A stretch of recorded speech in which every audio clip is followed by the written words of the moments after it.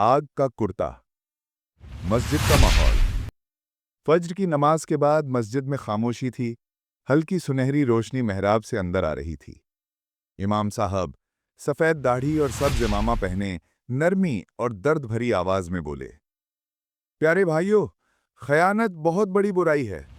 जो चीज़ हमें अमानत में दी जाए, चाहे वो माल हो या जिम्मेदारी, उसमें खयानत करना दुनिया और आखिरत दोनों में नुकसानदेह है। नमाजियों की आंखें इमाम साहब पर जमी थीं। कुछ सर झुकाए सुन रहे थे, कुछ के दिलों पर लर्जा तारी था। वाक़ये का आगाज। इमाम साहब की आवाज भारी हो गई। उन्होंने कहा, हजरत सैयदना अबू राफे रजी अल्लाह अन्हु फरमाते हैं कि मैं रसूल अल्लाह सल्लल्लाहु अलैहि वसल्लम के साथ बकी कब्रिस्तान से गुजर रहा था।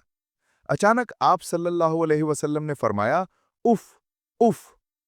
ये सुनाते ही इमाम साहब ने जरा तवक्कुफ किया। मस्जिद में बैठे नमाजियों के दिल कांप उठे। अबू राफे रजी अल्लाह अन्हु घबरा गए, जैसे अचानक दिल पर बोझ आ गया हो, और सोचने लगे कि शायद उनसे कोई गलती हो गई हो।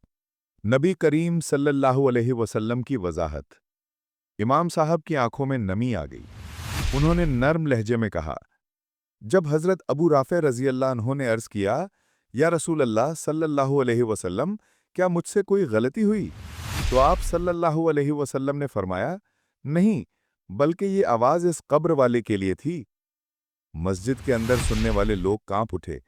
इमाम साहब ने थोड़ा झुककर कहा, आप सल्लल्लाहु अलैहि वसल्लम ने फरमाया, मैंने उसे सदका जमा करने भेजा था, लेकिन उसने अमानत में खयानत की, एक चादर छुपा ली। अंजाम। इमाम साहब ने लरसती आवाज में कहा, और फिर रसूल अल्लाह सल्लल्लाहु अलैहि वसल्लम ने फरमाया कि अब वो शख्स कब्र में इसी खयानत की वजह से आग का कुर्ता पहने हुए है। ये जुमला सुनते ही मस्जिद में जैसे सन्नाटा छा गया। कुछ नमाजियों की आंखें भर आईं, कुछ के चेहरों पर खौफ की लकीरें नुमाया हो गईं। सबक।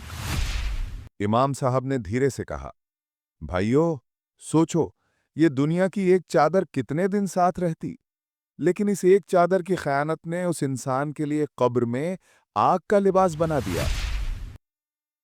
लिहाजा हम सबको चाहिए कि कभी अमानत में खयानत ना करें, चाहे वो छोटी हो या बड़ी। नमाजी खामोश बैठे थे। हर एक अपने दिल में झांक रहा था। किसी के दिल पर पछतावे की चोट थी, किसी के चेहरे पर अज़्म की रोशनी। पैगाम। खयानत से बचो, अमानत को अमानत समझो। दुनिया की वक्ती लालच आखिरत में आग का लिबास बन सकती है।